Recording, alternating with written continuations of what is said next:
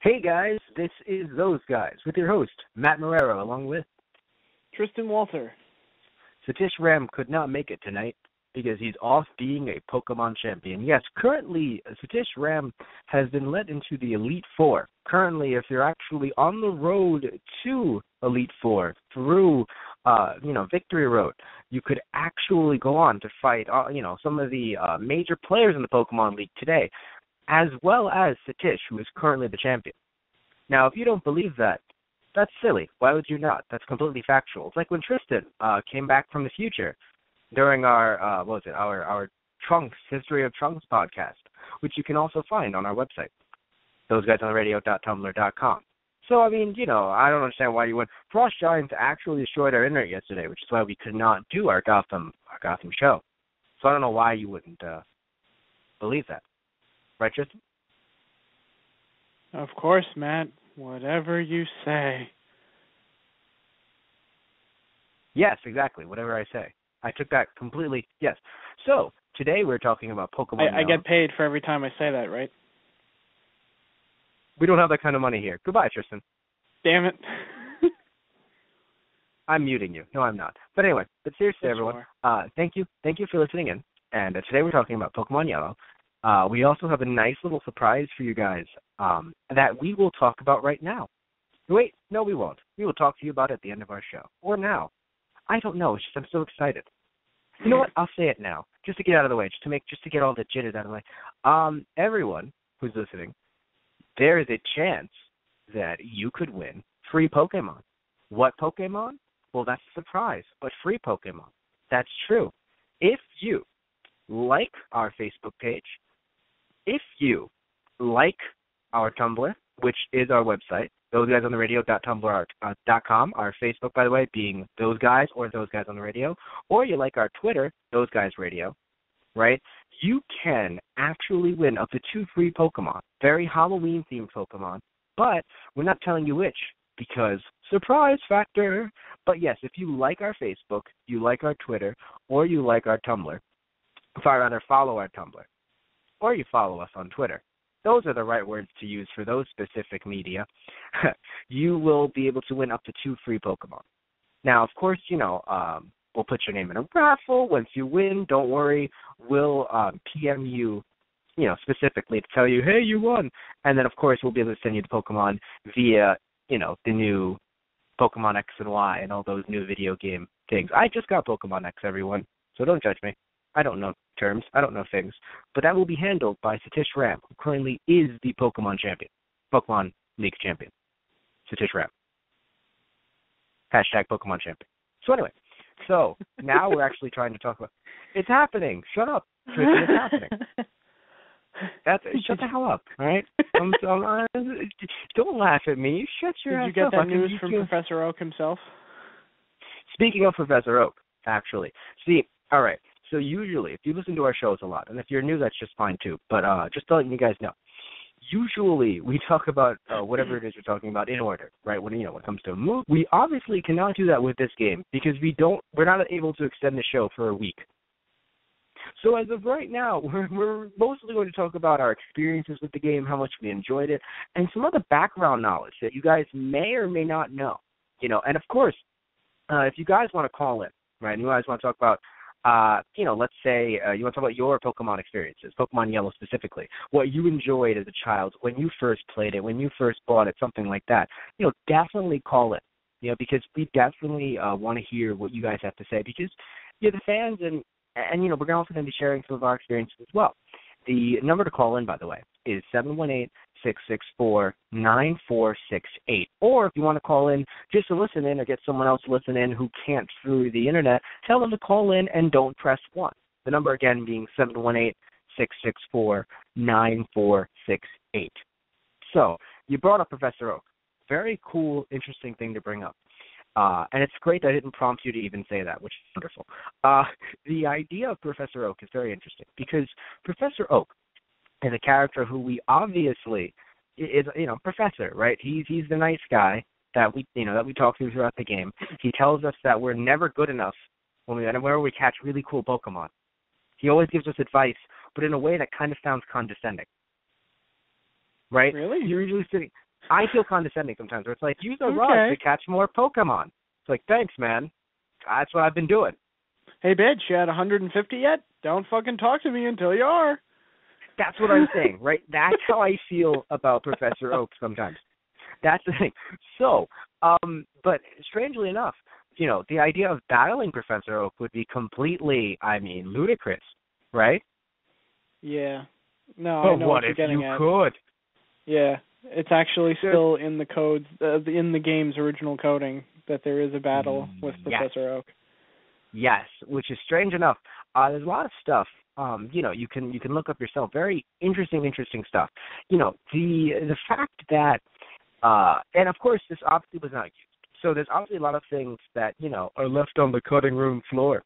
There's a lot of things that are not used in video games that are usually left in the coding that you kind of have to work your way through either with Game Shark codes or things like that. But a lot of adventurous people have gone on to see, little things here and there about, both red, blue, and yellow. We're talking about yellow today, but a lot of the coding that was unused in red and blue was also retained in yellow. Very interesting. Usually in gens, the coding is kept, sometimes even between games throughout the years. There's certain kind of coding that is just kept in there that is still unused. Not to this day, because we're on X and Y, but even for like the Game Boy Advance games, if I'm correct, there was some coding from like earlier games that was still left in there. But anyway, speaking of this specific issue right here, so Professor Oak is actually a battle sprite. Now, why does that matter?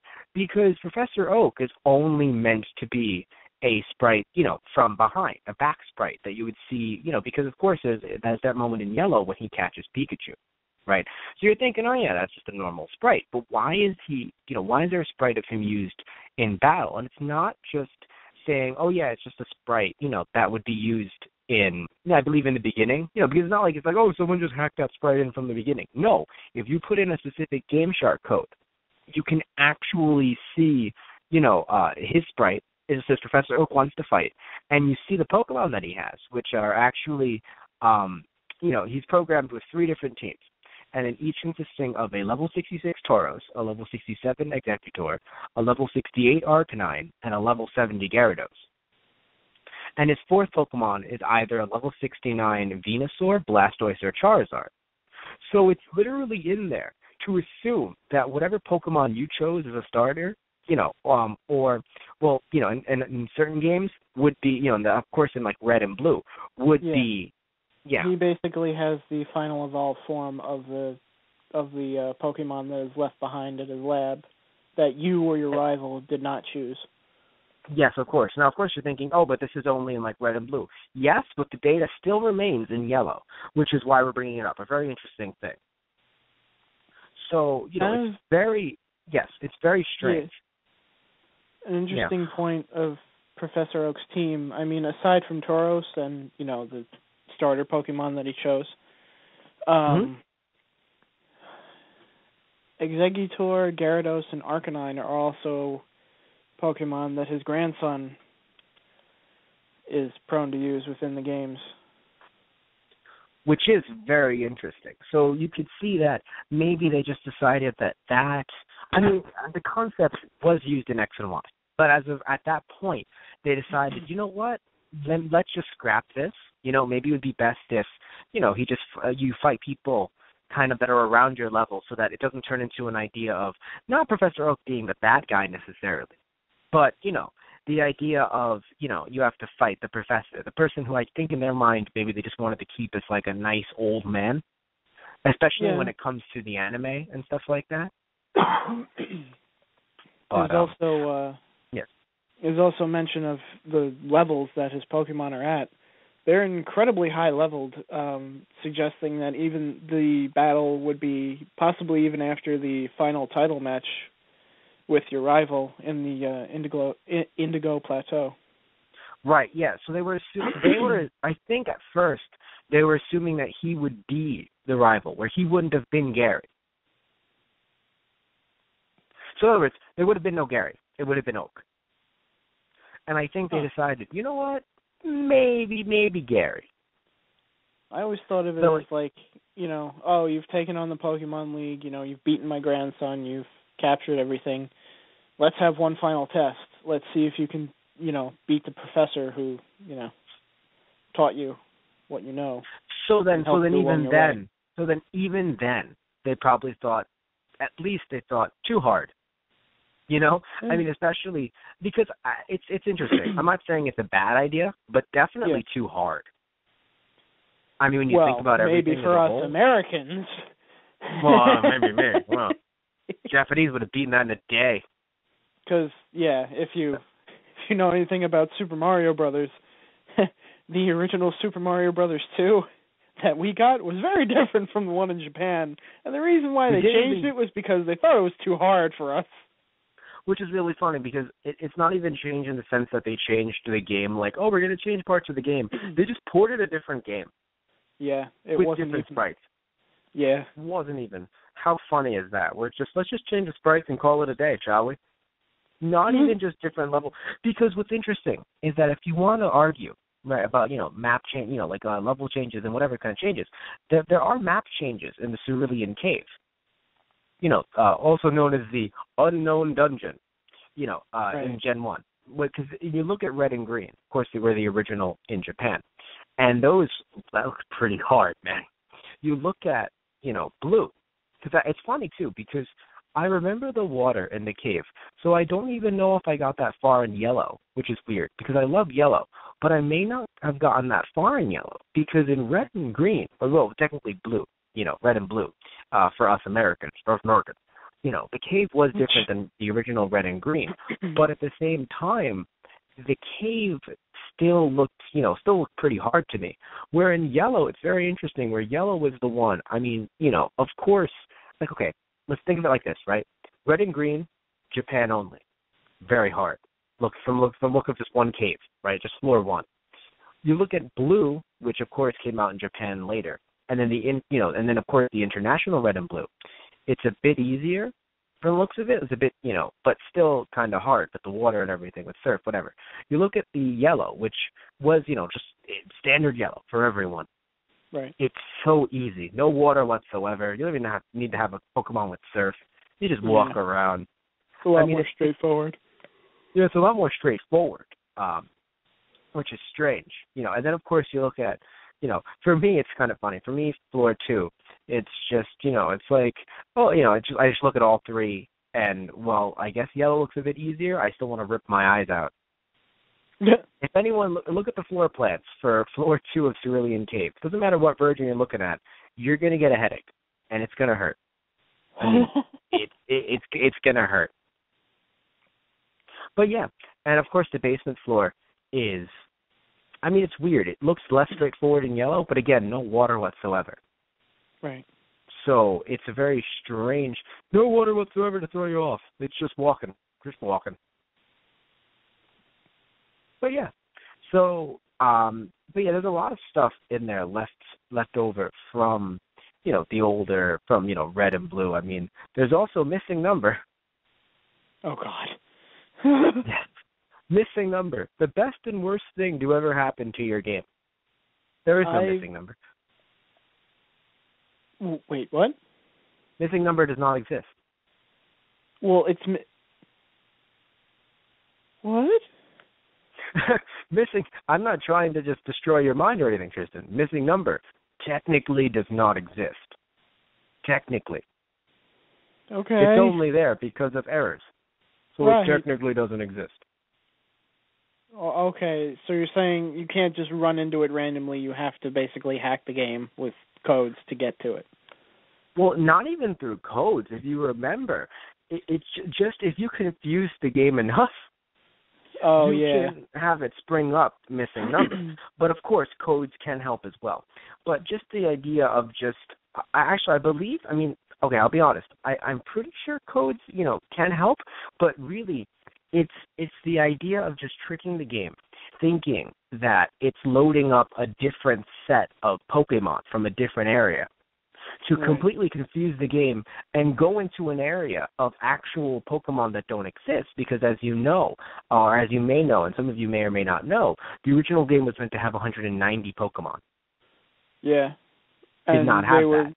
Later cut down, and the leftover Pokemon were put into Gold and Silver. Yes. Yeah, well, I would assume as much. Although there is still one Pokemon that is still unaccounted for, even in Gold and Silver, interestingly enough. Really? Yes, there is a Pokemon. It is a bird type. You see, missing number can take the form of many different Pokemon, right? And one of them that it takes the form of is and I think take the form in the sense that it's still missing number, like, but there's different levels, right? Where some are just like, oh, that's pretty cool, level 197, right? But this number, this level is level 3, HP 15, and it's an unused bird normal type Pokemon. Right. It has no weaknesses or resistances. And it remains games. Yes. And it remains unused. Yeah, in the Gold extra and Silver. type, bird type that was never used. Yes, which is still unused in Gold and Silver. So other than that one, yes, I'm sure many of the other Pokemon, at least in different ways or whatever, were brought over. But it's very interesting with missing number because you confuse the game, and all of a sudden, you're in Cinnabar, and you're going up and down the side, and then bam, missing number appears. And again, if any of you have funny missing number stories, definitely call in again, 718-664-9468. Do you have any funny missing number stories, Tristan? Did you ever catch the beast? Personally, I never went after missing number because I heard all the horror stories of, people's games crashing after catching it, and I was very afraid of that kind of thing as a child, so I would always dread the fact of, hearing people going, oh, I caught it, and I'm like, I hope I never run into that accursed fucking thing. Yeah, right? Because if I ever did, I probably would have, freaked out and, ran away or some shit, dropped my Game Boy and just run into, the other room or something, going, oh, God! So to you, missing numbers the boogeyman.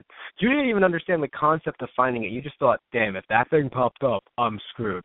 Yeah, it was basically if that thing, popped up on my screen, I figured, the apocalypse would happen to my Game Boy and it would just, die. It got to the point where if someone told you that they got it, you just stopped being their friend. Just, I bought it. My game is not going near your game, as if it's like your child.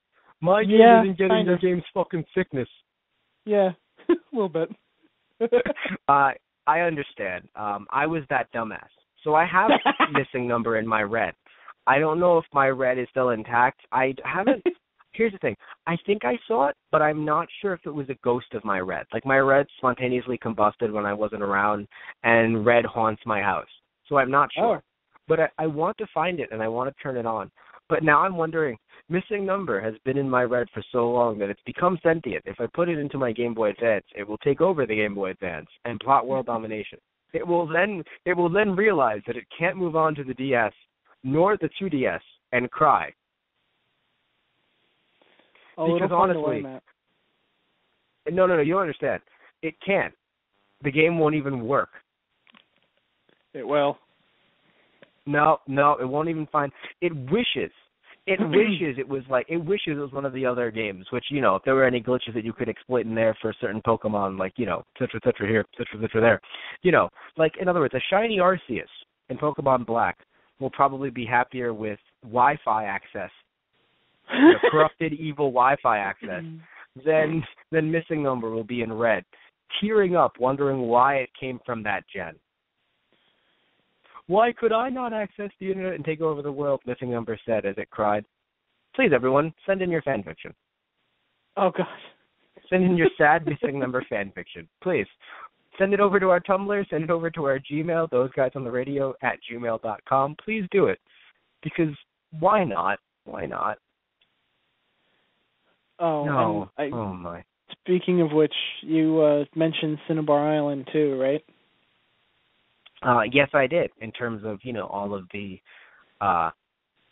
missing number stuff. But why? What do you have to bring up? No, there's actually, on the sides, on the west and east sides of Cinnabar Island, if you surf on the ocean and you stay right next to the land, the actual island, and you surf up and down along the sides, you can actually, there's a bug in the coding where you can run into Pokemon that you would find in the previous region, in the previous patch of grass that you were just in before getting there. So say if you went to the Safari Zone and then you walked around in a patch of grass and then flew to Cinnabar Island and surfed right next to it, you would run into Pokemon from that specific patch of grass in the Safari Zone. Which makes the Safari Zone a hell of a lot easier. Yes.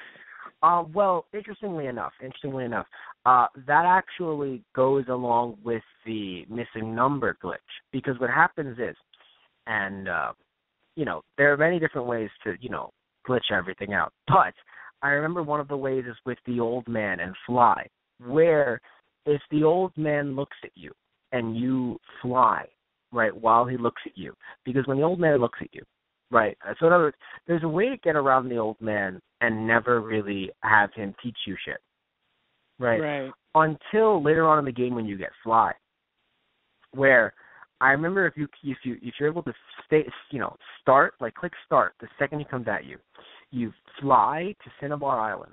The game still keeps you in this weird battle mode type thing. Mm-hmm.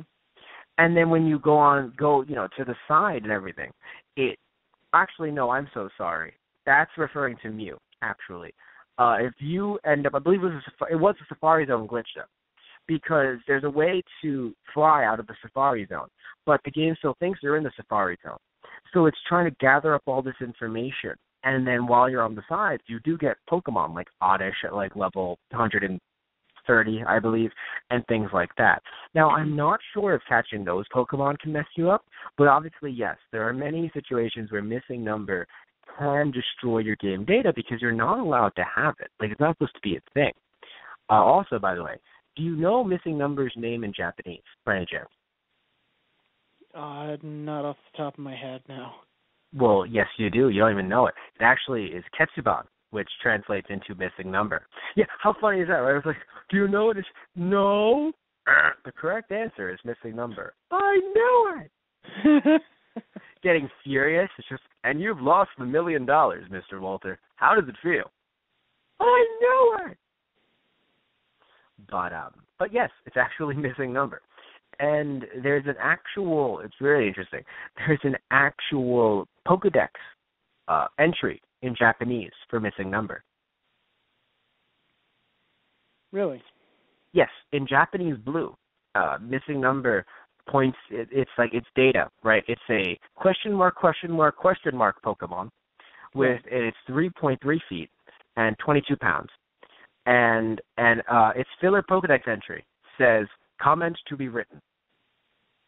However, in the English version, they keep a lot of things in the English version, because of course you can get missing number in the English version, so obviously these things exist, and it's not even called Ketsuban. So, interestingly enough, they translated it to English in case it ever came up somehow, or, I guess for mostly the American coding or something, because they have to translate everything. Even things that aren't used will be translated into English. So, God forbid Japanese suddenly came across the screen. Well, it would be confusing. I mean, it's not even like. I think it's just mostly with the coding, where you have to because it's an American game, it's all going to be in English. Only in later games are you able to have both, I believe. In theory, you could have the Japanese pop up on the screen, but I believe it would be a lot more work to just keep in stuff in Japanese. So, in the off chance that they wanted everything to work out well, in terms of also different regions and different Game Boys and things like that, they wanted to make sure that it would all be in English. Right. And I think just for the creators, just for anyone working on it in America themselves, they just tell whoever it is, hey, doesn't matter what it is, translate it all to English so that anyone working on the game in America knows what the hell they're dealing with. I assume that would also work as well. But that would be awkward, where it's just wild, random Japanese appeared. It's a complete glitch. You're like, I'm nervous. I don't know what's going on here. Right. I'm frightened. Right? Like, that's just your first response to this game. I'm frightened. Someone told me to glitch out the game, and now there's Spanish on my screen. Like, you're 8? That's it looks Japanese. like Spanish. Get out. Shut up. As a man who's Spanish, shut up. Mass message to kids of America. Oh, God. But we can talk about more stuff, regarding the game's background, and I'm sure we will later. But one thing I want to ask you, right, just really kind of, because, we're about halfway through the show. What was your experience, like, first getting Pokemon Yellow? Well, it was funny. I had actually, when I started playing Pokemon, my first version was Crystal. And so I remember trainer. getting it. Yeah, I remember getting it for, like, my birthday or something. But I had also entered a contest recently. I think it was around the time the fourth Pokemon movie had come out in America. And I won another Crystal version. So we hate you. Hate is going to hate. But, yeah, right. So I had an extra Crystal version, and I was talking about it to one of my friends in elementary school, and he goes, "Oh, my Crystal version, I lost it, or it doesn't work anymore. Would you be willing to, like, sell your extra one or something like that?" And I'm like, now, I'm maybe 8 at the time. I'm like, well, I'm not really interested in money. Yeah. So he says, okay, well, we could trade. And I'm like, and I look at him inquisitively, trade? Yeah. As in what? And he goes, well, I have a yellow version that I don't really play anymore. And I had heard about it, and I had seen yellow version, and ever since then I had always wanted to play it. So as soon as he said it, I literally, like, whipped out the Crystal version and gave it to him and said, "Give me the yellow version." Yeah, right. Just he's like, "Awesome! You're gonna give me the Crystal version." You punched him in the face and you left. Because that's the kind of child you were, Tristan. Yes. You never saw that kid again until you realized tonight he was me. Tristan, I'm going to kill you. I'd love to see you try. What's funny is that no one else knows, because I can see Tristan through his window. Nobody else knows that he just picked up a katana, and he already had the helmet on. I don't know why he had a helmet on, but he just picked up his katana, and Tristan's ready to go. So we may have to end this show early, because I'm killing him, because I was that child. Oh, yeah? Well, why don't we settle this like real men and fucking settle it with a Pokemon battle, bitch? I don't enjoy your language, but I agree. So later on, we should actually imagine just live on the air a Pokemon battle. No one can see anything. Well, if we... there are ways. No one can see anything, Tristan. Shut up. Okay, we will narrate it then. Yeah, right? The Pokemon cries, that was a Pikachu. We don't even say what happened during the fight. Just like you just hear all the things moving. I might be choosing this move, but then I decided not to. We'll put subtitles up, okay? No one can see. What subtitles are they going to read, dumbass? On the fucking video. So you're saying we'll make a video where we? Well, you know what? I'm done, Tristan. I don't know what's going on here. I'm not even going to take the time to form an argument against that. I'm not even going to form. Because you can't argue against stupid. You know why? Because I would win. Why? That's why. Yeah, you would beat me. Because you're just afraid of losing more of a live loser, on the air. Because I would win. I guess we'll never know unless you man up and actually challenge me. In the Japanese version of Pokemon Yellow, there was, you can go to hell. But no, there was a Butterfree for Beedrill trade in game, which never happened, by the way. Right? So, yeah. There's one more thing, very interestingly. Yellow adds 2 more unused trades, right? Probably related to the removal of the in-game trades, because, there's a bunch of in-game trades that have been removed, right? And very interestingly enough, one is Pidgeot for Pidgeot, apparently, and Mew for Mew. So, assumingly, I assume that at least Mew for Mew was simply made to, for like at the coder's amusement, and obviously that's why it was never used. But it's still very funny to hear the words, "I'll trade your Mew for my Mew." Yeah. You Either want that, to or trade? maybe it was specific move sets. Yeah, probably something like that. There's a lot of things that it could have been. But in the Japanese Yellow, both received Pokemon, right, are nicknamed Matsumiya. Yes, Matsumiya. And people assume it's after Toshinobu Matsumiya, who is actually, listed under the credits under Yellow for game scenario.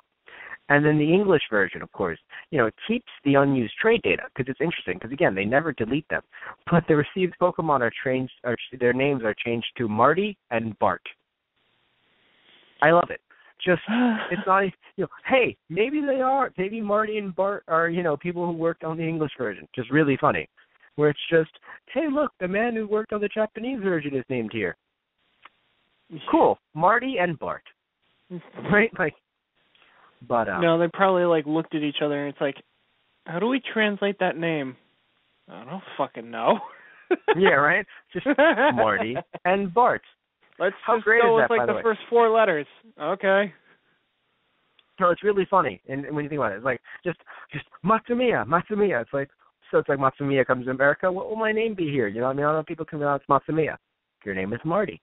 Like, that's what your name is. Also, right, another change, right? Because so in red and blue, right, and green, of course, there's the Butterfree for Butterfree. Yeah. Oh God, no, Butterfree for Beedrill. That trade in game, right, which can happen in the can't as we mentioned that it can't happen in red and blue in America. We already mentioned that, right? But in the Yellow version, what got changed while still not being able to happen, Chiku Chiku, which is the name of Beedrill in Japanese, was now changed to Stinger. Still completely unavailable, which is really funny. But still, just again, the idea of we need to change this to English so they know what they can add. Got it, boss. Oddly enough, I wonder why they took that trade out. Because there could be many reasons. Yeah, I mean, many reasons for it not, appearing in the game, but it kind of would have been a useful trade because if I remember correctly, at least when I played through Yellow, Caterpie was the more dominant bug type you would catch in the Viridian Forest, and Weedle was actually rare to find. I think that's why. They may have there was a chance, think about it like this, they could have at first had a point where they weren't going to put Weedle in the game. But then they realized that Beedrill was worthless in the sense that it's already an evolved Pokemon. Oh. Well, think about it. It's worthless in the sense that if you did that in Gen 2, then you could breed it. Right. But you can't do that in Gen 1. So in theory, it's like saying, here are your starters. This is Charizard, Venusaur, and why? Yeah. Because here are your starters, and you start with the fully evolved version. That would obviously be very, very difficult. So, feel as if that might be why. There's, and there could be many reasons, but I feel like that's one of the reasons where, they just thought, you know what, we'll just make Weedle rare, and we'll make Caterpie a bit more abundant because, the anime. Yeah. I mean, even though there were a ton of Beedrill trying to basically murder Ash, the fact that Ash caught his first Caterpie there was just like, yup, Caterpie's more abundant for reasons. Yeah. I mean, I don't know about you, but I think the first time I played through Yellow, I basically tried to catch a team just like Ash from the anime. I mean, you had Pikachu. I believe there was a Pidgeotto that if you looked around enough you could find in the Viridian Forest. It's funny you say looked around. Yeah, there's a Pidgeotto at level 9. I believe Yellow 8 as well. It's very, very interesting because what's really funny too is that it isn't just a Pokemon Yellow thing. I mean, we'll talk about Pokemon Crystal when we get to Pokemon Crystal, because yes, we're not saying we're doing these weekly, but we are doing more, most definitely. I mean, we're huge Pokemon fans here at Those Guys, and sometimes Gal. But anyway, so when it comes to Yellow, you think, oh, maybe that's just a Yellow thing. That's a quote-unquote glitch, or oh, maybe they did that because of the anime. I'm not too sure. because you go into Crystal, and there are a lot of Pokemon. Like, it's like level 31 Rhydon, and you're like, that's not a thing. Because if you know, Rhydon evolves, I believe, at level 41. So to have a level 31 Rhydon, it's like, that's weird. Yeah, they do that a lot. They do it where, like, Golbats, I believe, or, you know, or a lot of other Pokemon are at levels, like, you know, like, oh, I remember now. Before you get to Equiteak, there's, like, a level 16 Pidgeotto, and it's like, that's not legit. That's not. And they do that for a lot of different Pokemon, which are very interesting because, you know, maybe they just are making it a bit easier to catch certain Pokemon. I mean, it started in that game, in Yellow, where you're like, this looks like a glitch, but then you realize, you know, Ash did catch a Pidgeotto in that forest, and there's a chance that they maybe didn't want the idea of, you know, well, we have to make them catch a Pidgeotto, but it can't be, you know, can't be like 18 just yet. Yeah. So that may have been why. Right. But still, and another very interesting thing though, because it's just, even if, you know, that is why it happened, it's still, you know, level 9 Pidgeotto, which, I mean, I guess made some kids happy. But of course, as you mentioned, very hard to find in the forest. Like, the only way you're able to find it is if you're looking for a Weedle in there. And then bam. And it's like, oh, you're new. I mean, I definitely trained a Butterfree while I was in there, too. Obviously.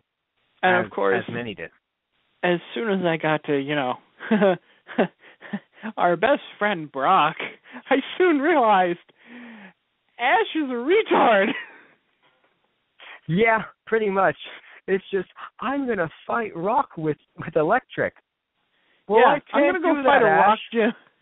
I'm going to go fight a rock gym with a flying type, an electric type, and I think he still had a Metapod at that point. Yeah. Or maybe it was, I can't actually remember, but it was like, again, nothing that's going to help you against, you know, That's why I really enjoy the Pokemon games, for actually giving you an array, you know, a very large set of characters that you can use. Like, you can use like a Mankey to use the fighting, you know. Yeah. Because they realized, wait a minute, this is actually not good logic. This is not going to work. No. But also, I'd like to mention, before you got to mention your Pokemon story, I didn't mention mine. So I would like to mention mine. I have a very weird story where I honestly don't remember what I played first. I was very young at the time. I can tell you for sure that, you know, my mom, you know, was the kind of mom who would just buy me all 3 games and just go, you wanted all 3, right, honey? And I was like, I love you, Mother. Yeah. So I really should go thank her today, because she was, you know, nowadays we don't do that, obviously, because it's just like I have friends who will get the other game. But at the time, let's all pretend that I didn't have friends. Where's the sad music? Cue the damn sad music. I'm going to cry. So anyway, so I just got all 3, and I would trade between them sometimes. And I was in various points in beating them. And it feels bad, because I think I was a fan of Red. I don't remember, because, you know, Charizard. I barely remember playing Blue. Like, I may just turn it up, like, you know, like, just find it in my home and put it on just to see what happened in there. But I barely remember Blue. And Yellow. Oh, beautiful, beautiful Yellow. I think I just exclusively either trained Pikachu or I trained Pidgeot, to the point where I distinctly remember, and I mean distinctly remember, having a level 90 Pidgeot and a level 50 Pikachu. Don't know what happened there. How the fuck? I don't know. And I think last time I checked, or last time I remember, didn't even beat the Pokemon League. So obviously I have no idea. Just none whatsoever. Yeah. But anyway, so of course, though, you know, while I loved a lot of the things in Yellow, I really think I focused a lot more on Red, strangely, because I don't. And it's funny because, you know, now I really have to think about it. But in my old age, I have to think about it. But when I was younger, I could swear to you that I loved Yellow the most, and I don't know why. Like, I really don't understand what's going on there. But I mean, hey, it happened. Your story's weird because, hell, you didn't even mention the best part of your story, which I was going to save for Crystal, but I'm happy it tied it anyway for our Crystal podcast. In that Crystal game that you won, what did you win, you son of a bitch? Well, tell them. I booted up the game, and there was already a save file, so I figured, oh, this is interesting, and I loaded it up, and the trainer was already standing in his room, and I'm like, okay, this is odd. And I already had a full team of Pokemon. The team was a level 5 Celebi, a level 5 Surfing Pikachu, a level 30 Shiny Suicune, and all level 30, all shiny, the legendary birds, Moltres, Zapdos, and Articuno. I nearly, my jaw fell off. I couldn't believe what I was actually looking at. Okay. Now, what did you think as a kid? Did you think that God gifted you that, or did you understand that you won it because you won the contest? I understood that I won it through the contest, but I figured it was, I don't know, some kind of magic and some kind of hocus pocus that they, had these in here already, and I didn't, hadn't even started the game yet. Only did I later realize when I tried to trade the said team to another version that they were gotten through with codes. Right, so there was no way of trading them through, strangely enough. Because it glitched the fuck out of my silver version. Oh, and you sure it wasn't because of the fact that you maybe shut it off too early? Nope. Because they were in both versions, like as if you cloned them. Yeah, You have no idea. I traded them over. I went to go get them from the box, and silver version just said nope. Interesting. But they were still in your crystal, though. You mentioned. Yes. Yeah. So you may have accidentally cloned them somehow. Though it would be very interesting if even back then they were trying to not have Pokemon be like they were specific, let's say events. Clones or whatever. Yeah. I'm sorry, events. Thank you. Because even now, let's say, right, using Pokemon X's Pokebank system, you're unable to you're unable to bring like shiny Celebi and things like that. Right. Like just recently, not shiny, but just recently, a Celebi was given out via Pokemon X's Pokebank, right? The event. And you were actually unable to trade it over. So I can't trade it to you. But thankfully you got Pokebank, didn't you? Like I told you to. And you got Celebi. Right. You didn't. Yeah, definitely. You're an idiot. $5 a year, Tristan. I know. It's okay. You still have this. Hey, don't worry, everyone. He still has shiny Celebi. Still turns on, everyone. Please don't go to Selden and kill him now. Please. What? Do it so later, after our show. So you can loot my body and take it for yourself? I'm already at your door. I'm already at your door. But anyway, so Pokemon Yellow, right? Getting back to that old thing.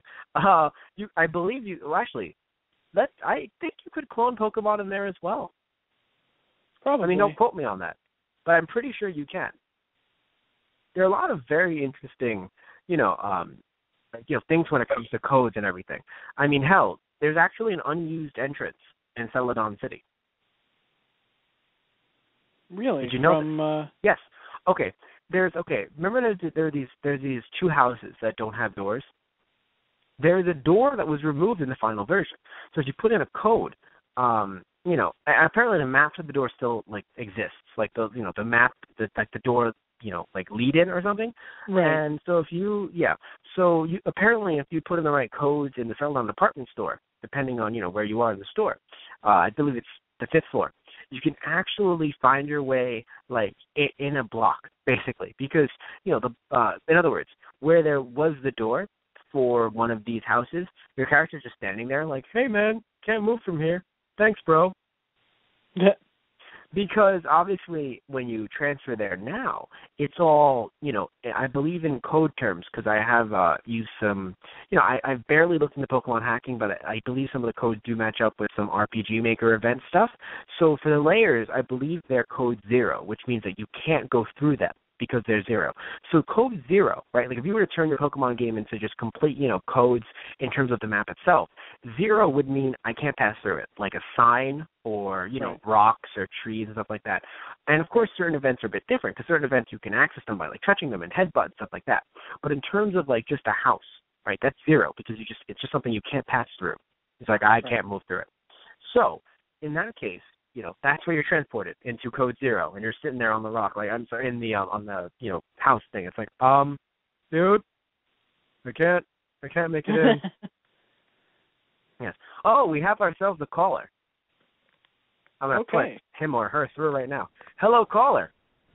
Hey, I'm not dead. Oh, hello. It is Satish Ram, who has come back from being the Pokemon champion. How was your day, your first day as the Pokemon champion in the Pokemon League? These people don't let me get a break. I'm trying to tell them I have shit to do. I have an important podcast to make. And they're like, listen, when you make eye contact, you have to battle with these people. And I'm like, shit. Pisses me off. It's really bad, too. Like, I've heard some stories. I know this is Tish's first time today, but he's been texting me on and off, and he's saying, I've tried to pretend that I'm blind. I've tried to just, but no matter what, like, it's very interesting. That's why with many of the gym leaders, they don't even want to contact you. You actually have to, like, click on them. Like, that's why Brock squints. He never wants to fight anybody. He's a pacifist. I mean, he loves all Pokemon. So take your thoughts on Brock? Yeah, it's a genius idea, but, obviously, since he's the first gym leader ever, he kind of took it. And everyone else is like, well, great, now we can't squint. We have to look at them, but we're just not going to run up to you. And some of them make you work for it. If you play through Gen 2, you have to find them. Hell, you have to run into Misty on a date, and then you have to piss her off, and then she'll battle you. Oh, God. Yeah. That's accurate. That's accurate. You know that's accurate. Yeah, that's completely accurate. So, just getting back to Gen 1, we actually haven't brought up Mew yet, which is very interesting. We'll talk about Mew in just a second, everyone. Nope. I was saving Mew for you. Okay. But anyway, so Satish, you're calling in because you've gotten a break, right, from your long, extensive work being a Pokemon champion. And you're now here to talk to us about Pokemon Yellow for the limited time that we have left. So what I want to ask you is, what was your first experience playing Pokemon Yellow? Well, Pokemon Yellow was the first Pokemon game I got my hands on, so it holds a really near and dear special place in my heart. And I really enjoyed it because I got it also by being a fan of the television show. So with Yellow mirroring what was going on the television show with Ash, it made it that more special for me because I wasn't aware that Red and Blue at the time were out even, A, or B, that they did not mirror what went on in the show. So right. I just assumed that that's the way it was supposed to go. You get a Pokemon game, and you get to be Ash. And being, like, maybe, I think 5 or 6 at the time, when I got it was a big thing for me because I used to think Ash was great. So playing through as Ash, I was like, this is awesome. I think I even named my character Ash because in my head I couldn't name him anything that wasn't Ash. Plus why would he not be? Yeah, so, and not knowing of anything of, like, the Japanese lore of, like, having red and green and all the actual trainer names by colors and stuff. So he was Ash to me. And there were just a lot of things about the game that made me really amused as a kid. One of them being able to look back at Pikachu and he would give you expressions. Being able to play through with the character, the Pokemon that Ash got, but to train them higher. And it was a real amazement for me. And I really just spent hours and hours in that game. So great memories with Pokemon Yellow. Happy you brought up Red and Blue. I learned of Pokemon, strangely enough, I think either before or while the anime was on. I learned about it through, through some friends of mine, some friends that live in Ohio right now. Shout out, even though they're not listening. Hi, Alex. Hi, Chris. Maybe they will one day. I'll send them the link. They're like, I mentioned you on the radio. Give me royalties. I need money. Anyway, so, but what is it? So, yeah, so the idea that, they were showing me, like, I think Pokemon Red, and I didn't have it yet. And I was just like, hey, Mom, I would like these games. And she was like, you mean all of them? And I think she got me Red, Blue, and Yellow. I'm pretty sure she got me them at the same time. I was like, thanks, Mom. So, I was telling Tristan about this before. But the idea that, it's weird. Like, it feels like I was only focused on Yellow, even though apparently I think I did a lot of my Red. We were discussing before how I believe I caught missing number in my Red. And if we booted it up again, it would probably be sentient and would take over the world. Or at least try, but then realize that it's stuck in the earlier gen and it can't even connect to Wi-Fi. So then it would be really sad. and depressed. Well, you never know. I mean, you've seen in Gravity Falls that even if you put a disc or a game inside something that isn't connected to electricity, if you give it enough time, it can still do things. So I would be really, really afraid of that cartridge. Yep, so I'm going to boot it up tonight. And if this is my last show, happy to be talking to everyone. And, yeah, very good show. Yeah. See, wow. I tried to warn him, but he wouldn't listen to me. I did too. You heard me. I mean, people are going to be sitting there like after he dies because of this. They're going to be like, "Look, you had podcast partners telling you don't do this," and then he was like, "I'm going to do it anyway." There's nobody going to be feeling bad for you.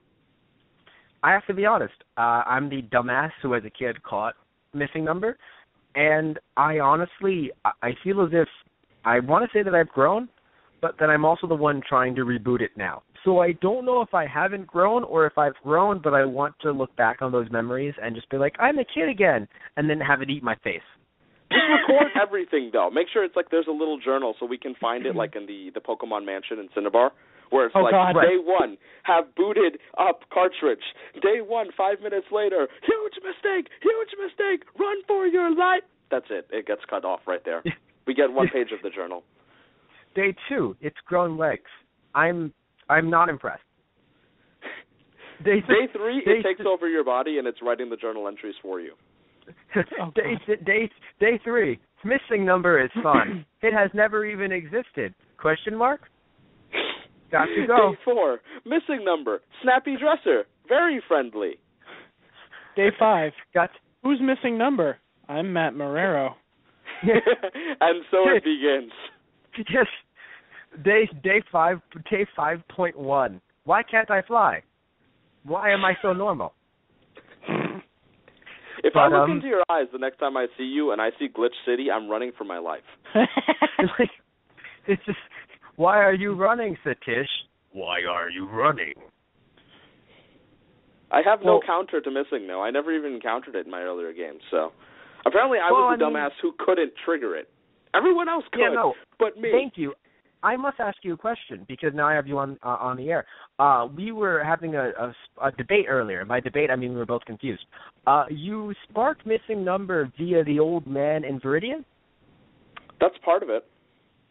Okay, but I used the only glitch that I successfully pulled off, I believe, in Yellow was the Mew glitch.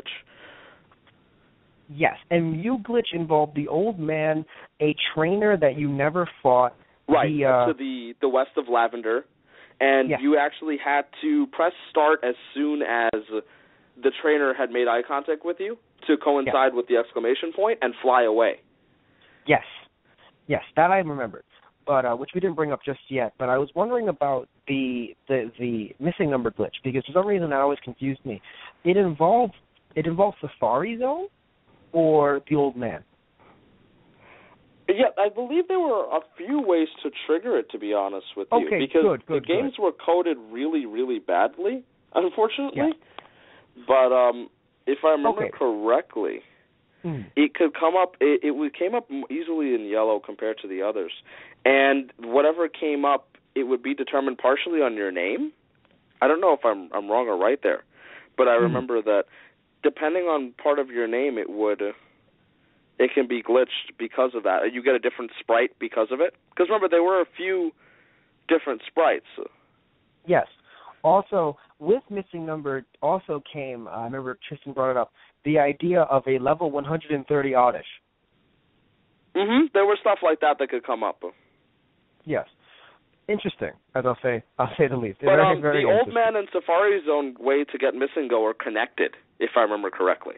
Okay. They are the same thing. Like, if you look up, I don't know if they call it the Safari Zone glitch or the Old Man glitch, but if you look up an Old Man glitch, you'll probably find what is the connected Old Man to fight Safari Zone Pokemon way to find Missing No. Now, if you've heard us bring up Mew a lot in this show, and you're wondering, before we have to end this show, why are they bringing up Mew so much? Well, first off, Mew is available in Pokemon Yellow, but only in 2 ways, through glitch or through, I assume, game events, where you go to these Nintendo events and they give you Mew. So Mew is in Pokedex data, but of course you can't go and catch Mew unless you glitch your game. Basically in the way that Satish and I mentioned, Old Man, right, then Trainer, then you fly back to Lavender. And when you move to your left a bit, when you go into the next route, the game triggers immediately as if you're still in battle mode, and then Mew appears. And it's like, hi, I'm Mew. The menu comes up, you get to cancel it, yes. because the game thinks the whole time that you're in a trainer battle. Yes. So it's a really oddly intricate glitch, but when you look into all the steps and realize why the game is going crazy, that's what happens. It was awesome, to get a Mew in Pokemon Yellow that way, because it is arguably what you would consider a completely legitimate Mew, in terms of if you catch it, it doesn't turn into a Pidgey. It is actually a Mew. You can train it as a Mew, and that's basically for most of us here in America, because I'm not sure how many Mew events, or if there were any for us in America, I think that was basically your only shot to get a Mew in Pokemon Yellow. It's not like some people just win cartridges in contests, do they, Tristan? Yeah, who would ever... oh, boy. I'll tell you about this later, Satish. This son of a bitch over here. No, I remember. Anyway. I remember why I like him. It's okay. Yes, right. Okay, so before we go, we would like to mention, just to, confuse you, Tristan, and make you scared and nervous and frightened. So basically, what's going on is, of course you can get Mew in Yellow, and there are Mew sprites in Red and Blue as well. Yeah. And Mew in Red and Blue. No, they're not. Everyone. There's a sprite in Blue and there's a sprite in Green, but in Japanese Red, that's not a sprite. That is literally the combination of my nightmares that I've had from ages 4 to 12. Right, so if you look up Pokemon Red Mew sprite, you'll see a deformed Phantom of the Opera looking Mew. That they could only, because of the fact that, the notes that were in Yellow, of course, in Pokemon Mansion, are also in Red. And Red and Blue were created before the anime. You can safely assume that they thought, some creature that you find in the wild on some island known as Guyana, of course it's going to look creepy as hell. Primordial and all that crap. And then you look up, again, Pokemon Red Mew sprite. And you're going to piss your pants. Yeah, and what's worse is that if you've seen things if you've seen the first movie, which most Pokemon fans have, or you've at least played into the later games and you've seen some of the sprites of Mew, they're kind of cute, adorable, and they've got a playful kind of nature to them. And you've got the anorexic brain eater in Japanese Red, and I don't know what struck them to sit there and think, somehow, between the people who made the movie and the people who made the game, that let's not freak out our children right now. We still have 5 more generations to create. Let's not scare them away with Mew and give them all nightmares like it did to me. Yeah, I assume that's why, because of course it's just, we can market this now. Not saying it's all about money, but it's just, we can market this now. It is all about money. It is. But, we can actually put this in anime and stuff. So that's what we'll do, which is nice. It's not like, again, it doesn't look frightening. But, hey, again, guys and gals, look it up later, and everyone else. Look, whatever you're associated with, look it up later. Please, look up later, and you'll see it's frightening. It's our nightmares. So, yes. We are almost at the end of our show. Let's see. Tristan, you talked about your Pokemon Yellow experience. I did as well. Satish, you did. Satish, you have anything else to add? I know you weren't able to hear the earlier part of our show because, Pokemon League. But are there anything else you want to add, and maybe to the Pokemon, either glitches or any cool background stuff? We already talked about Professor Oak. We talked about the differences between some of the floors, in Cerulean Cave between the different versions. We talked about, what else did we talk about, Tristan? I'm testing you. You talked about how much you hate me and winning that crystal version. That is true. We did talk about that. But is there anything else you want to bring up, Satish, before we have to go? Because we have all the time in the world. Just arguably, if there was a somehow miracle chance that they would remake Pokemon Yellow, I don't think they ever will, but I think that would be a hell of a moneymaker. Or releasing it on the Nintendo Store. There was actually word that they were going to have a remake Pokemon Thunder Yellow for the DS, but I believe either due to time restraints or not enough funds to do it, or a multitude of other reasons, they dropped the project. I was incredibly put down when I heard that. What's strange is that also is the name of a ROM hack. Yeah. So I mean, because they don't get crazy creative with their remake games. Like, fire red, leaf green. Yeah, wow. Let's. I mean, Soul Silver and Heart Gold were kind of cute, but just they're not exactly incredibly. I mean, Omega and Alpha, Omega Ruby Alpha Sapphire is a little bit pushing it too, where it's like, we're trying here, guys. Give us credit. I'll give them credit. I mean, that's actually trying for me, in my opinion. Because for some reason that I can see the train of logic, but that was a lot, different than, hey, look, it's ground ruby. Yes, and it's water sapphire. That doesn't even roll off the tongue, so that would have been pathetic if they actually that's water sapphire. Oh. Yeah, watery sapphires, grounded rubies. Here are your games. Accept them. They're in 3D now. I'll be interested when they get to like neon topaz or some shit. I'm going to be. You heard it here. Excited. Pokemon Topaz confirmed. Yeah. No, I'm going to be excited for Super Duper Diamond, and just strangely unneeded Pearl. I'm going to love those. Not going to lie to you. If someone markets me a ROM hack and says strangely unneeded Pearl, you may have my money. Well, you've heard it. Those guys are making a ROM hack called Strangely Unneeded Pearl, where it's going to be filled with... We're going to have to make 2 ROM hacks, though. One of Diamond, where every Pokemon is available except for one. And then put that damned Bidoof into Pearl. Oh, you son of a bitch. And that's the only new Pokemon we're going to have in Pearl is a Bidoof. Because that's how we roll. Oh, Bidoof. Once king of memes, now reduced to actually almost banned in Pokemon competitive battles, if you know that story.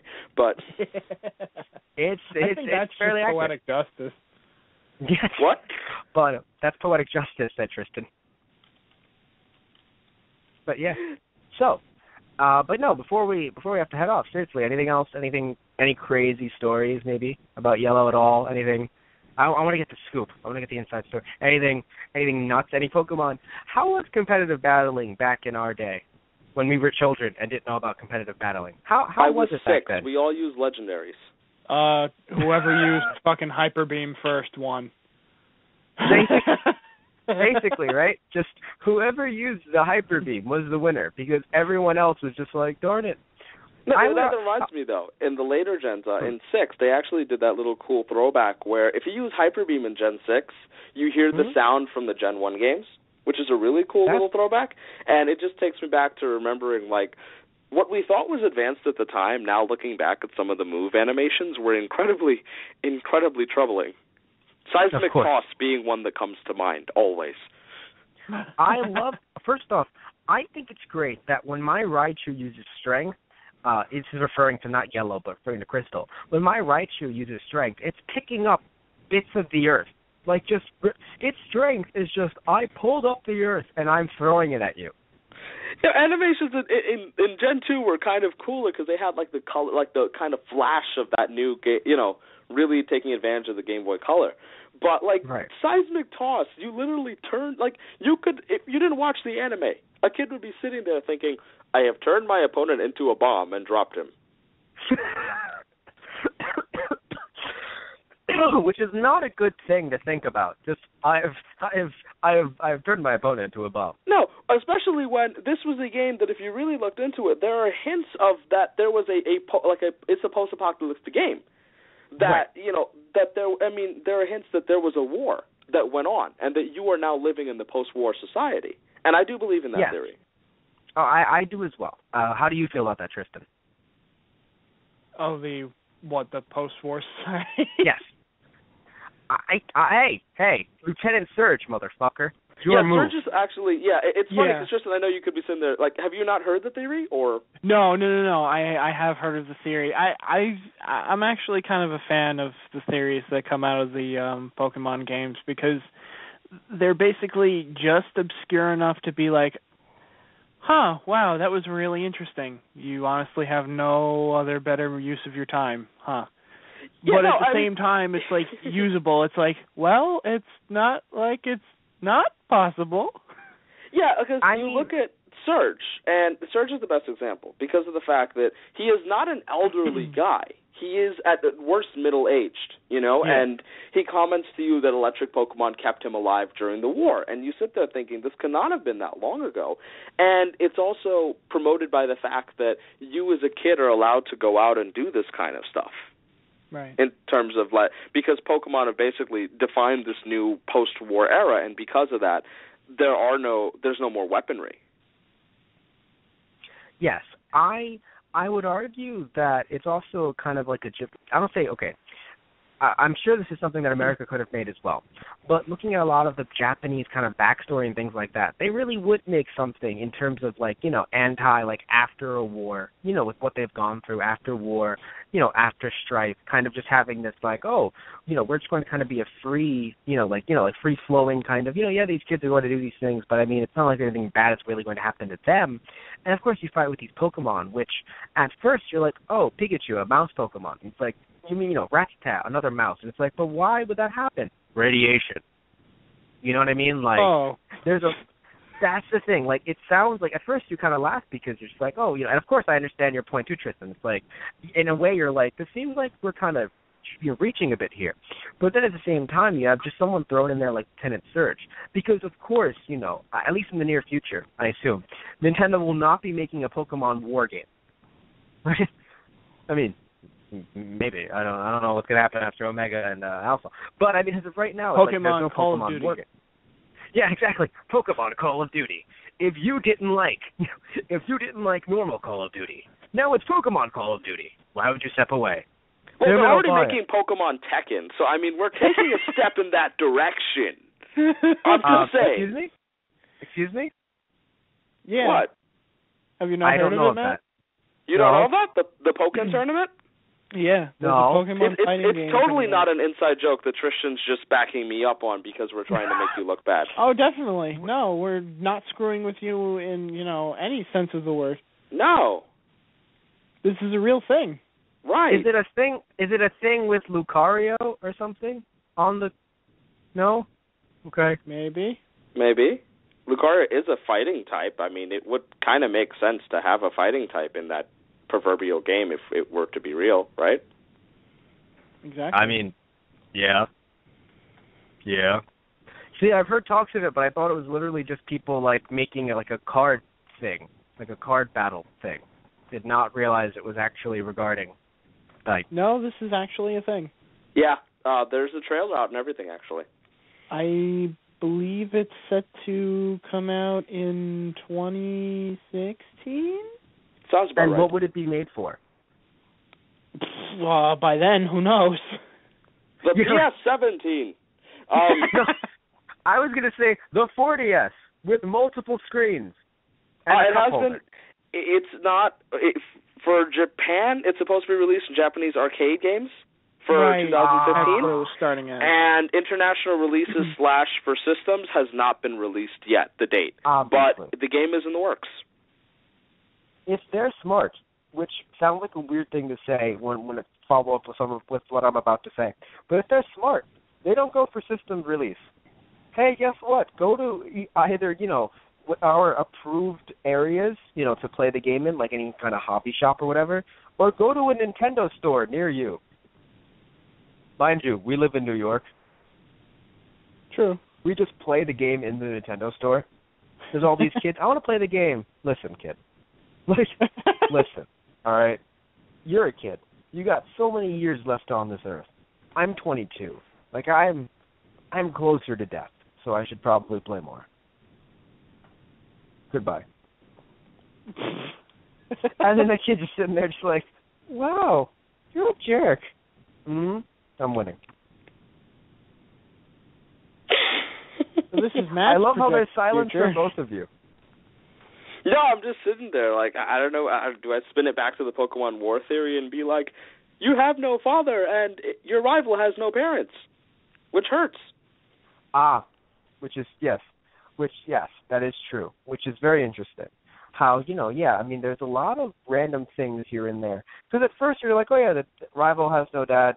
And, of course, it's just a running joke for normally the rival doesn't have a dad, normally. But, or in some games, the professor wants to date your mom. I'm just going to assume that, like, Professor Sycamore in Gen 6 is just a smooth-talking motherfucker, where he just... Oh, yeah. Everyone thinks he's just this gorgeous piece of hot shit, and I'm like, you could do better. Hey, why don't you come back to my lab, and I'll show you all 606,000,000.8 Pokemon in my special bank storage. I just feel like he was just like, the Professor Oak used to go around and be like, hey, you know what muck is backwards? Because I can show you. I was also going to bring that up for the war theory. When you spoke about nuclear radiation, fucking look at Grimer coughing. I know there's more, but Electrode being basically a bomb. That too. There are little things that really. It's again like it's funny how you described it because there is a moment where you sit there and think you have thought about this a lot. But, you can also sit there and think, but at the same time, it's really hard. The only way you can really disprove it is just by sitting there by going, like, that's stupid. Because it's probably one of the most followed theories in terms of Pokemon games because it's really hard to find a way to dispute that, I think. Because part of it is, you could assume that maybe, like, Lieutenant Surge, I think, in Japanese was basically directly translated to be, like, Lightning America or something like that. Yeah, of course. So, like, Mr. American. Yeah, so he was like, it could have just been like, okay, we put a war vet guy in here, not thinking of the large standard of, does that mean there was a war in this game, but just like a generic war vet character. So there are reasons, but it's kind of fun to believe in these theories because I like to think that game creators or TV show creators are in this little cult of like, let's do this and make them all think they're stupid, but when they realize it, just make them feel stupider. Here's another to go on the internet, be like, you're wrong, you're stupid, ha ha ha, laugh at this person, and inside they're like, how did they figure it out? What the fuck? Another. By the way, before I continue, I'd like to mention the show was meant to end during a full hour course, as we usually do with some of our non-wrestling shows. But because Stitch has given our time to this show, that he's taking away from his career as a Pokemon trainer. We're giving him the extra half an hour with us because we really enjoy him being on the show. I mean, being the guy who helped me create this show, and the fact that it's normally the two of us, it's a really special thing to have you on, throughout all of your Pokemon training. And, of course, let's not forget Tristan, who came back from the future. And, I was going to say, I can tell when I'm not wanted, Matt. I'll go. If you two want to have a moment alone, I'll leave. I was just, I'm sitting here like, Matt, we podcast a lot. Like, that was really nice. Like, it makes it seem like I'm going to die tomorrow or something. I'm appreciated already. Satish, you didn't need to do I know your health. I don't want to risk anything. We don't need to talk about my health. Let the listeners believe that I am Lieutenant Surge. That I am the pinnacle of Lightning America. He is the new champion. I mean, if you look at the Pokemon manga, Pokemon Adventures, the Elite Four could just come from any day now and just literally kill him, and no one would know. This is true. I mean, I think I'd rather be a gym leader. I'd almost rather be a gym leader because all of them have like these dark stories. Secondly, there's no dark gym leader, and with dark Pokemon being my favorite type, it frustrates me throughout the years that there has still not been a dark Pokemon leader. Only Elite Four, which is kind of cool, but so I'd love to be a gym leader, and then we'll see what happens from there. I mean, I wouldn't have existed in Gen 1, which is what we're talking about, so I guess that kind of bites. Gen 1, the same gen where there was only one Dragon-type move, and because of that, dragons were incredibly overpowered because basically nothing was super effective against them. But dragons were. There's actually unused coding that says this dragon move was super effective. Like, dragons are super effective against dragons or something like that. But all they released was Dragon Rage, and since Dragon Rage was a set 40 damage at the time, that was being one of the broken things. It's funny because you asked earlier about what competitive would have been like. Well, dragons would have ran extremely rampant. And secondly, a Pokemon like Alakazam wins the world. Because Tristan gets this right away. And Matt, I don't know if I've explained this to you as much. You have. It's funny. Yeah, the special stat in Gen 1. So this is a thing where if you're sitting here who haven't played that much or you don't remember much of Gen 1, you're playing like the newer ones. So now you see stats from Gen 3 on, I think it was Gen 3 on or so, that there was a split between special attack and special defense. So the original stat that was listed as special in the early Gen 1 was a combination of those two. But because of that, a Pokemon like Alakazam, which has incredible special attack, also had incredible special defense and could basically tank any of the major competitive types because moves weren't specifically special or physical back then. They were listed by types. So Alakazam could basically run roughshod over everything with dominant stats because of the lack of a split in that stat. So I have a strange feeling that even though Pokemon was competitive, there was a way that it was so, and I was underground probably because it was a new thing, quote unquote. And I don't say underground so much because, of course, at the time it's like, but Pokemon was huge then. But I feel like for certain people may have given up because of that feeling. Or and the even entire the team of IVs Alakazam weren't relevant until the later gens. So I would argue that it really wasn't until about Gen 3, that because abilities and all that, that there was a direct split to, like, competitive battling. Yeah. Because I never really heard like people talking about actual competitive battling until around Gen 3. I mean, I would just hear also Pokemon young like at the time. That's true too. Yeah. But I mean, like thing, but I believe Gen 3 is when it got started. Yeah. Fair enough. Or at least like this underground metagame thing that we have going on with tiers and all that. Because abilities threw a big thing into the mix, and there was also consistent, more types of weather in Gen 3 that changed things up. Yes. But speaking of you being a gym leader, and I'll say this quickly because, it's not technically related to Yellow, you can be a gym leader in Pokemon the new Ruby and Sapphire. Yeah, which is definitely my plan. Yes. Make your own gym. Make your own secret base. Hey, kids, you can be a gym leader now. Buy our game. Buy the game in the gen that you didn't like. Oh, explain that to Tristan.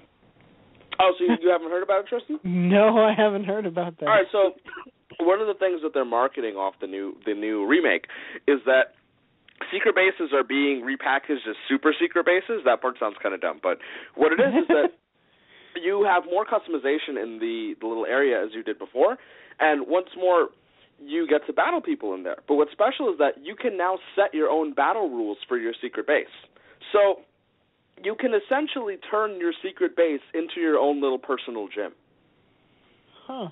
And create whatever battle rules you want, so when people come in to face you, they face whatever team and whatever battle that you've chosen after you have them go through whatever the hell you make your base look like. That's actually really cool. It is an excellent selling point, where all of us were just like, damn, that's smart. And we'll make sure to get to that when the game comes out, because I know that both you and I, and of course I'm sure Tristan as well, will have the game immediately by the time it comes out, which is new for me, because I'm very behind. I just mentioned earlier in the show that I just got X. So I'm very behind when it comes to things like this. But X was good. I think you'll enjoy it. Oh, I will. But from what I've seen thus far, I will enjoy it. But anyway, so, still talking about Pokemon, though. Something we didn't mention, strangely enough, because it's one of those weird things where you think, oh, it's common knowledge, but then you go, wait, no, maybe it's not. The idea that, technically, there are a couple of first Pokemon in the game. There's Bulbasaur, there's Nidoking, there's... Explain that. Yeah. Based on coding, because you argue about like what was coded into the game first and stuff like that. So Bulbasaur being the number one on paper, but was it Kangaskhan that was coded into the game first? Actually, yeah, it might have been Kangaskhan. I don't know why I went into Nidoking. Actually got coded was Rhydon. I think Kangaskhan was second. That sounds about right. I believe, it could have been Rhydon. I don't remember, but there's always a running joke about like which was the real first Pokemon, because then you throw Arceus into the mix, and it's like, well, it's hard to say the chicken or the egg when you've got the god Pokemon in there. Also, I believe Mew was also thrown in there as a joke. Yeah, so it's like the ancestor of all Pokemon. Yeah, Mew is the ancestor of all Pokemon. Arceus is supposed to be the creator of all Pokemon or something like that. So you have the god Pokemon, the ancestral Pokemon, the first thing coded into the game in Rhydon, and then you have Bulbasaur, which is technically number one on paper. There is no correct answer. No, they're all correct. They can't all be correct. You can't give people that kind of power. And it's funny, like, talking about Arceus, there's actually a game, I don't know if either of you have played, but it's called Pokemon Conquest. Yep. Yeah. I currently got it. I just got it. Yeah. I mean, I guess it's kind of a spoiler, but towards the end of the game, like the final battle, you fight against Nobunaga, who's basically trying to take over all the lands in his own name. Arceus basically comes down to you, you know, because you've proven yourself a pure warrior, and he aids you in the fight against Nobunaga. So basically it's God coming down and saying, you, kid, I'm going to help you out.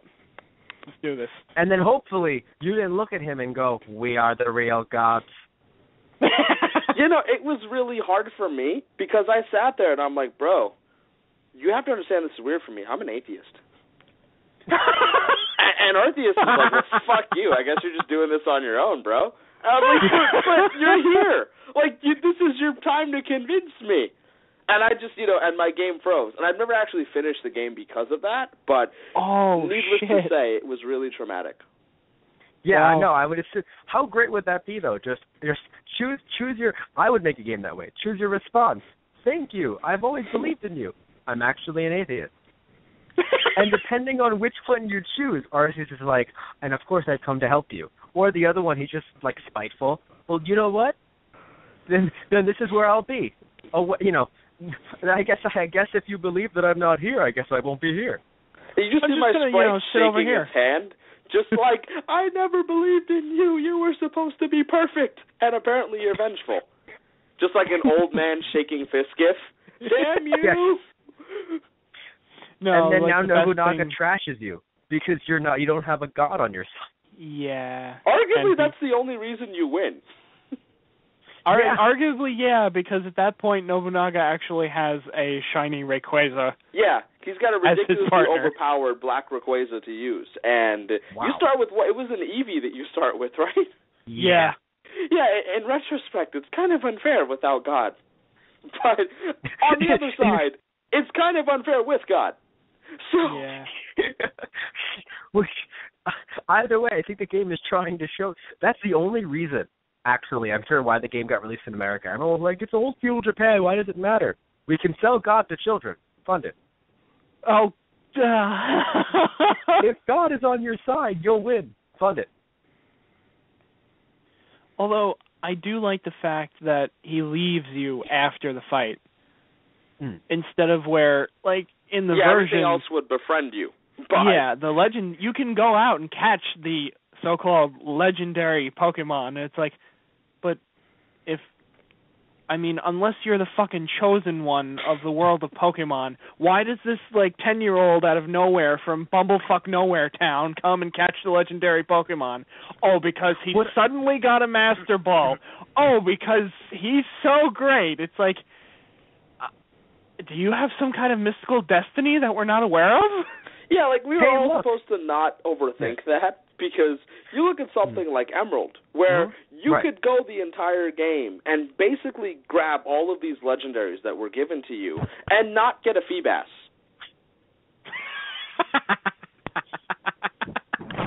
And Melodic is really nice in its own right, but when you put that in perspective, like looking back, the legendary weather-stopping Rayquaza and Groudon and Kyogre that have caused a global battle between the forces of earth and water, you can have those.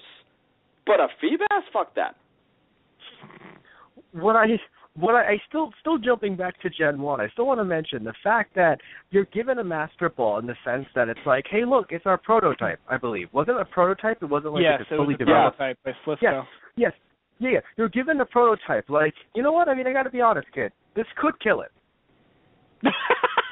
Like, I got to be honest, kid.